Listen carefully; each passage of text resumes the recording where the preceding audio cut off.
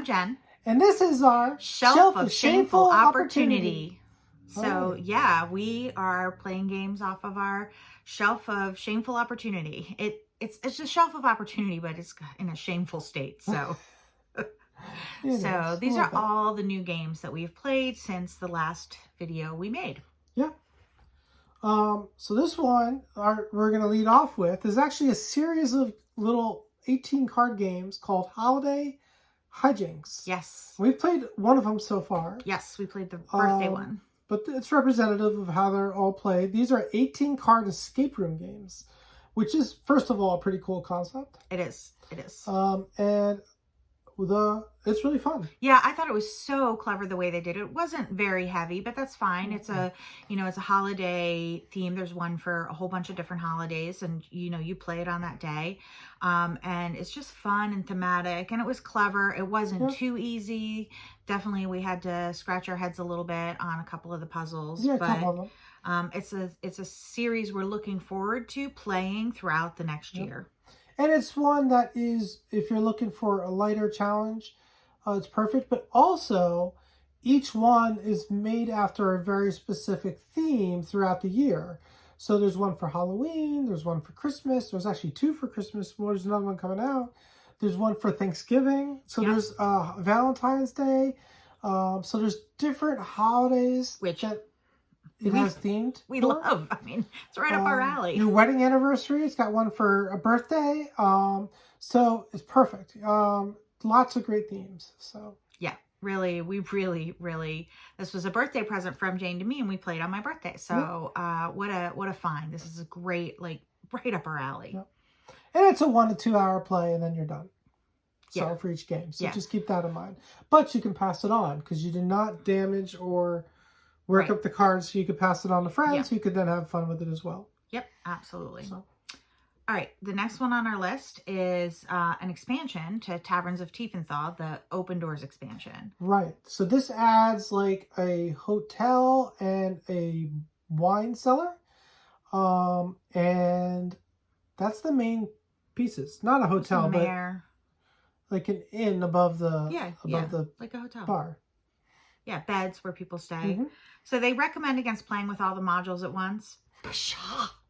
Don't listen to them. Throw it all in. Play them all at once. It's fine. More the better. I will say this. With all the modules in, we found it very fun. But it definitely ramps up the luck quotient a bit. You do not get through your deck as quickly. Therefore, the deck building becomes a little less important.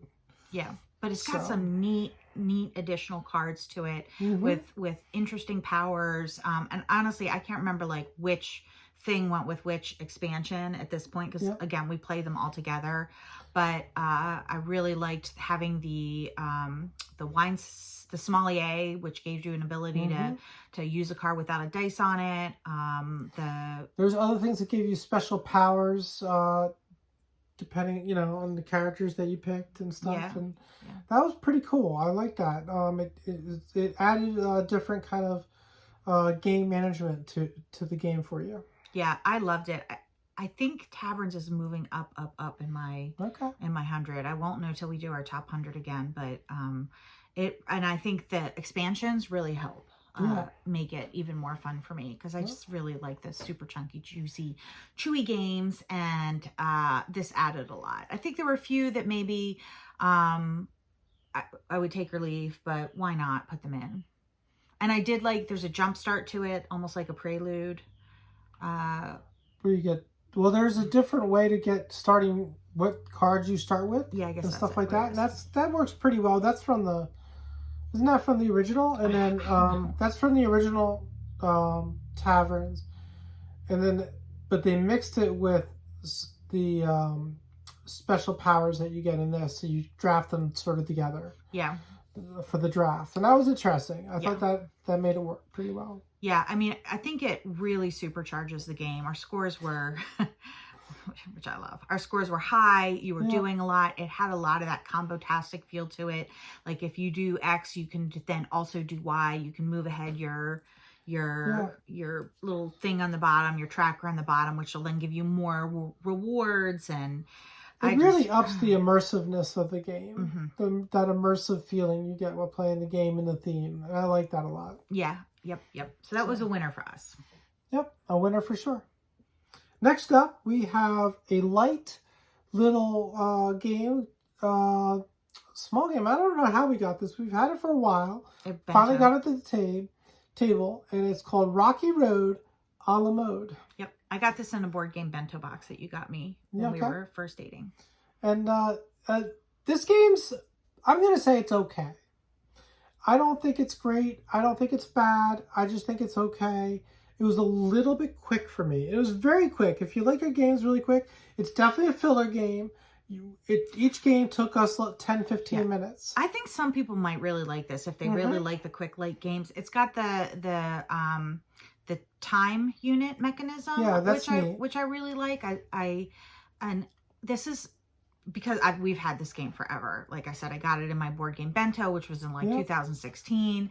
So it's a cute little theme too. It's a cute little theme. But that mechanism, I think this is an early example of that mechanism where you spend time units, right? You can do something, but the more power it has, the further you go on the track. It's like you can move forward up to 5 spaces.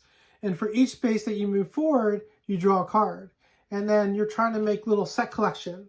And then it's got like a delivery. It's a time unit to deliver a treat to the cards are multi-purpose in that the same cards were used for fulfilling the orders as well as for your set collection.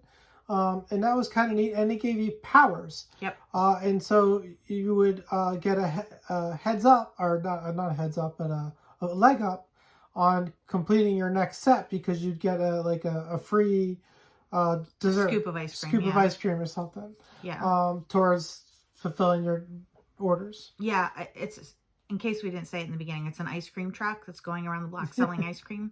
And then you have to fulfill the orders. A little flimsy, the track, the road is a little flimsy. Yeah. But I think probably our biggest complaint is it just was over so fast that you didn't have time to really build up and create an engine. It was just boom, boom, boom. But I think if you like that really quick, snappy games, this has a lot of really good mechanisms in it. I love that double use cards where you're tucking it for the powers, where you're really thinking like, okay, that's going to give me a lot of points, but it's going to slow me down. Yeah. You know, I think it's actually not. I think it's a well-designed game. I think the strategy, it's almost like it's over before you can strategize almost. Like, right. I mean, not that you can't. Like, you can, obviously. But it's just like, it's over so fast. To me, that's a little bit of a drawback. Right. And I think that's just us, though. We don't like that. Like, we like Taverns of Tiefenthal with every single module in it. Right. Yeah. So that's kind of the opposite. But I like some light games. Quick light games. So, but for folks this isn't my favorite of those. But for folks who do enjoy a quick 10-minute game, this might be something they enjoy. Yep. All right. So that is Rocky Road a la mode. All right. Our next game is a print and play. It's print and play, right? Yeah, this is from Postmark Games. Okay, Waypoints. Yep. And I just have to check with you because we play a lot of our roll and writes according to the adaptive methods that we've talked about. You can go back and watch the video. So I never know whether it's a print and play that we downloaded or whether it's something that actually has a physical form, but we're not doing it that way. This is a print and play. This is fun. I enjoyed this game. It is you've got a map and you're exploring the map like you're a hiker and you want to see the sites, you want to see the animals and visit campsites and lookouts and climb mountains, and you're collecting points that way. It's got a neat action, not action selection, but movement determination where it's got just a chart around the outside. You roll your dice. It tells you how many movements you take ahead on that track, and that'll tell you how many movement points you have for that turn. There's a Kraken game we have that used a similar mechanism for movement, but it didn't work as well in the Kraken game. They really perfected it here. Yeah. Especially if you like the theme, which we do, right? I like that we're out climbing mountains and seeing birds and seeing bears and stuff like that. And it's got that, the combo like here, oh, I got another bird. Well, that gives me a raincoat. So now I can move more when we have less movement to take. It's a special powers and stuff. You get little combos, but not huge combos in this one. Yeah. But it's for the people who made Voyages, and I actually like this one a little better than Voyages. But I think they're competitive in terms of how good they are. Yeah. And I just love that they're so accessible too. Like, this is a solid game. I really enjoy sitting down and playing this roll and write, and it's a print and play. It does not cost a bunch. You know, you don't actually even, the environmental cost of it is pretty low because you're downloading it and just printing what you need. I mean, I just really appreciate that. I think that's a really sustainable way to create new games. Yeah. No, it's a good game. And it's, I like it as well. I like it as the print and play factor, and I like the gameplay. Yeah. This one has really good gameplay, and I like the theme a lot. The theme really just kind of attaches for me because I was a big hiker and when I was healthy and stuff. So. Yep. All right.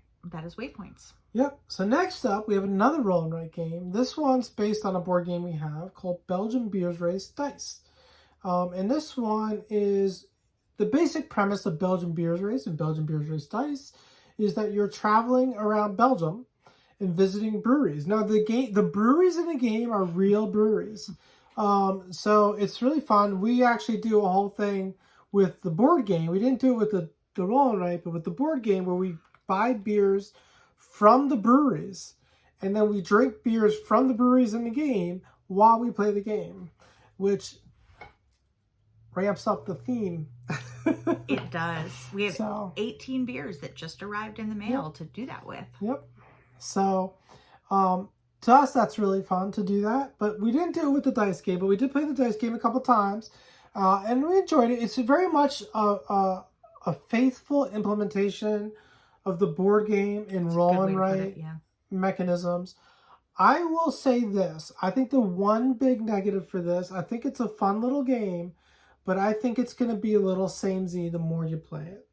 I think it's going to get pretty redundant how you play it strategically and how you go about it. Now, that's not to say there isn't any choices in the game, because there are, and certainly I think we could be more aggressive. Like, I could see you going for the long circle around trying to visit all the special breweries, because there's some that are special types and you get extra points for those.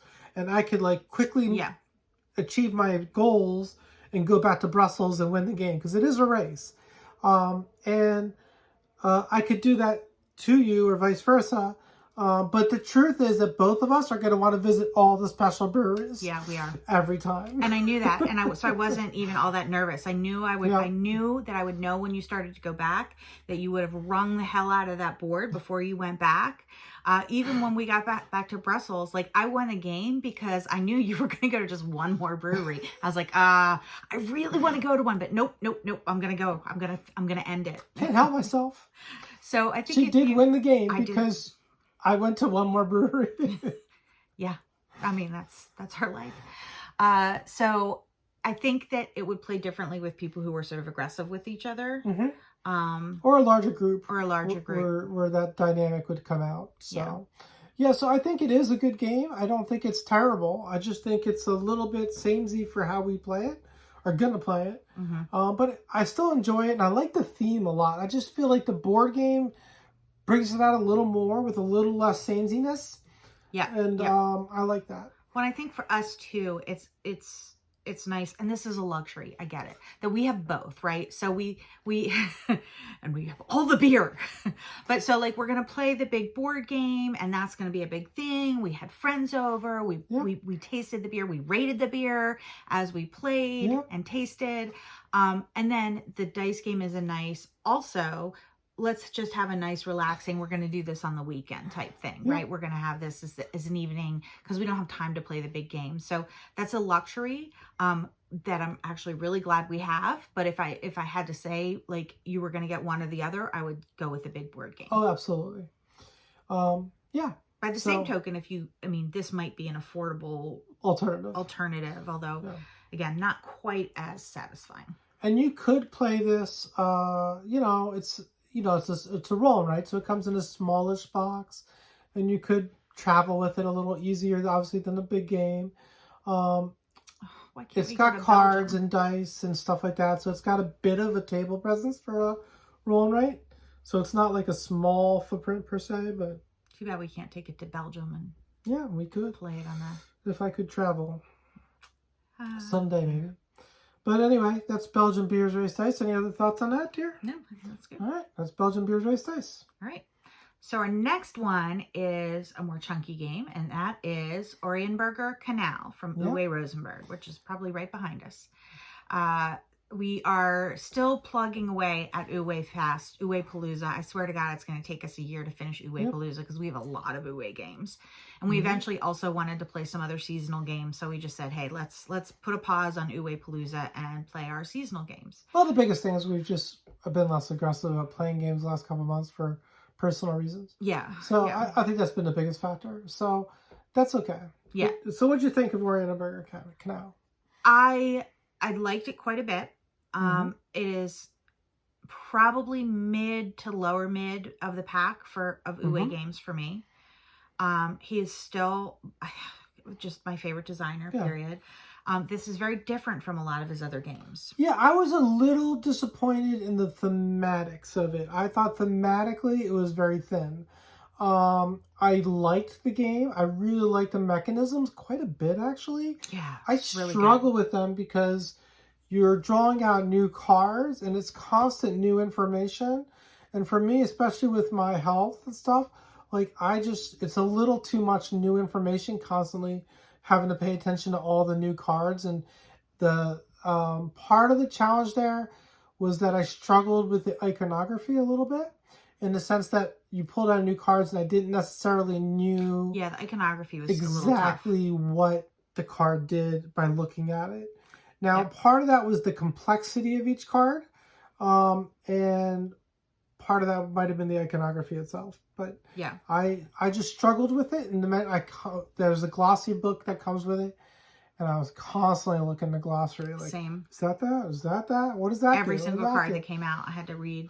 And that's a lot for me. Usually I can pick up the iconography in games pretty quickly, but I don't know. This one I struggled with. I still loved the game. I thought the cards and the mechanism of you get a card. So you've got a grid and you're building canals or paths or railroads around the board. And when you surround a card with paths, railroads, or canals, it triggers its production, right? And then if you put bridges on it and you get two bridges on it, it triggers it again. So I loved that. I loved looking at the cards and deciding which one was going to be the good producer for me and trying to surround it at just the right time so I got what I needed. I just found out too much information. Yeah, and I won because it was too much information for you. Back in the day, you would have kicked my butt. Maybe. Probably. But I really, really liked this game. I liked it. Yeah. Even though I struggled, I liked it. So yeah, I think if you didn't struggle right now with some of that cognitive exhaustion, then it would have been a different experience for you. It's a little more physically demanding because you were always constantly having to flip through the book. And for me, very small physical activities like that are actually very tiring. Yeah. So that is what it is. My disease, most people don't have it. So it may not affect you. So. Yeah. Yeah. But again, Uwe is my favorite designer, and this is sort of mid to lower pack on his. It's kind of a cross between his abstract games and his more thematic games. To me, it kind of had a feeling kind of met in the middle, a little bit of both. So, but that's Oranienburger Kanal. Good choice. All right, my number. No, I know. I'm like doing a top 10. I know. I was like, we played it together, dear. Brain breakdown. All right, so our next game is another roll and write. This one's based on a game we absolutely love and adore. We love Cascadia. And this is Cascadia Rolling Hills or Rivers. We've only played the Hills one, but I've looked at the rules and they're the same game. Okay. There are different sheets.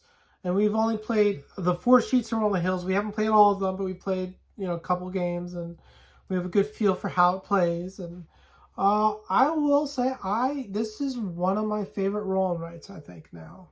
I think that's fair. I think it's up there. I really like this roll and write. Yeah, I agree. It is really, really good. I have the feeling this is going to be up there with cartographer's uh, level experience for Yeah, us, especially with it's all the different maps, which gives you that different feeling mm-hmm. to it, which again is sort of like cartographers. That's what made me think of it. But it's so what happens is you are rolling dice, and the dice have animals on it, and there's 4 common dice, and then each person has 2 of their own dice, and you can pick one type of animal, unless you spend a pine cone, and then you can either get 2 animals, or you can upgrade or downgrade your thing, and then you are claiming what habitat cards based on the number of animals. So, and sometimes you get discounts on those habitat cards, and sometimes you get bonuses when you claim them. So depending on the card, you either get a discount or a bonus. yeah, and like the last, so that also means the gameplay is super different. Like the first, one of the first games we played, there was a discount on bears, and so we both had a solid bear strategy going. And then in this one, there were no discounts; it was all rewards. And so again, it was like trying to make sure that you can get that card where the reward is something that is like going to help you. And then on top of that, you've got a different map, which has a different sort of feel to it, a different type of sort of movement mechanism that gets you bonuses. Yeah, the way it scores changes from map to map, and there is a lot of variability in this game. The replayability is very high. I really think I'm going to get a lot of play out of this game, and I think I'm going to solo it. I'm going to have some fun soloing it as well. Yeah, I believe that. So definitely love this one. I can't wait to play Rivers. And I know it's like, and that's the thing, I know it's the same mechanism. It's basically like the same game, but as soon as you change that sheet, it has a whole different feel to it. As soon as you change the bonuses and the discounts, it has a whole different feel to it. So there's the other difference in Rivers is one of the 4 central die is different. 3 of them are the same, and one of them's different, I believe. And so it gives you more variability there. Every game has variability because you have different bonus and discount cards. You have different habitat cards in every game because there's 5 cards for every habitat, but you only pick 3 for every game. And that's for 10 different sets. So 5 for tier 1 and 5 for tier 2. And so every game is going to have a different mix of habitat cards. They're going to come out in different order. They're going to have different bonuses, different discounts. You're going to have different dice depending on if you're playing hills or rivers. So much variation here. Yeah, I love that. That's one of those things that I really love about some of the clever use of resources. I don't know if that's quite the word I want, but by the game designer to say, okay, well, it's pretty simple, but here's how we're going to introduce all this variability. Exactly. Right? Is you've got, 6 different elements, and you're going to shuffle those and choose a different set every time, and it's going to completely change what the game looks like. Love that. I think it's such a clever way to make the most of that one game purchase. So definitely thumbs up from us on Cascadia, Rolling Hills, or Rivers. Absolutely. All right. Our last game. Our last game is for this video. One. Yep. And that is Septima. Yep. Septima is a game about witches and casting spells and making potions and healing patients and dodging witch hunters and winning trials. Yeah, it's really good. We really like this a lot. It sounds like a very dark theme. And it kind of... Susan from Teen Games commented on that. Yeah, and I think it kind of is, but I found the darkness didn't really come across for me. Yeah. I felt like I just enjoyed the theme. I didn't feel like I was playing a game about the witch trials in 1695. Right. I felt more abstracted from that, but it felt thematic at the same time. So I guess I just didn't feel like... The way Abomination feels super thematic as well, but so dark. But this it doesn't feel bad. It doesn't feel bad like, this is one of our dark eras in history, like like slavery. And you think about freedom, I feel like this game did not feel as dark as Freedom. Yeah. If that makes sense. But I think part of it is like there's a lot of ways to mitigate the the suspicion and the trial, right? Like you can stack the village full of your supporters, right? And you can do things to bring down your suspicion. And then when you win the trial and the angry citizens get their butts whooped and get sent packing, right? That witch then comes to join your coven, right? And so you're building this community. I think it helps that the angry citizens, the ones that are holding they're very abstract in this game. So it really helps pull away from the darkness of what that was about, you know, if that makes sense. And there are ways to avoid sort of the suspicion and the negative things. You can lean into it because it gets you more to like you raise your suspicion if you match your action with the Septima or with another player, because you know you're working in concert, right? But that also then gets you bonuses, so you can kind of make that decision that you're gonna go hard and get those bonuses, and then risk the hunters, or have to work to bring down your suspicion. But there's just what I really liked about this is there were a bunch of different ways you could kind of put your energy into the game. You could focus on. You had to do, again, like a really good game. You couldn't just completely ignore something, but you could really focus on one strategy. You could focus on potion making. You could focus on the ritual track, you know.